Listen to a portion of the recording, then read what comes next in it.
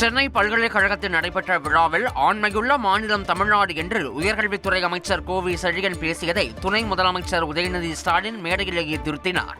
அமைச்சர் கோவி செழியன் பேசும்போது, ஒரே கல்வி முறையை மத்திய அரசு திணிக்க முயலும் போது துடித்து எழுந்து எதிர்க்கும் ஆண்மையுள்ள ஒரே மாநிலம் தமிழ்நாடு என்று கூறினார்.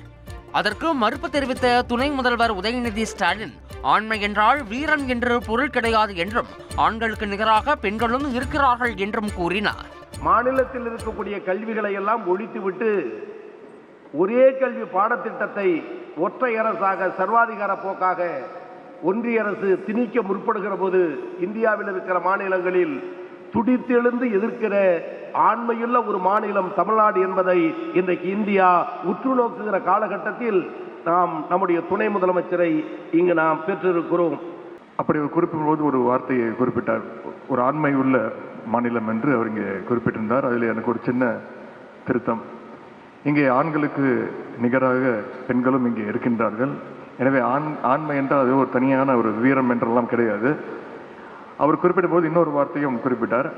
இந்தியாவிலே 3வது இடத்தில் அதிகமான பெண் போலீசார் உள்ள இடமும் தமிழ்நாடு தான் என்று இங்கு குறிப்பிட்டார். நான் அவரிடத்தில் தெரிவித்துக் கொள்வது, உங்களிடத்தில் தெரிவித்துக் கொள்ளலாம். இங்கே ஆணுக்கு பெண் நிச்சயம் எல்லோரும் சரிசமம் என்பதை இங்கே என்னோட உரையின் முன்பு குறிப்பிட நான் விரும்புகின்றேன்.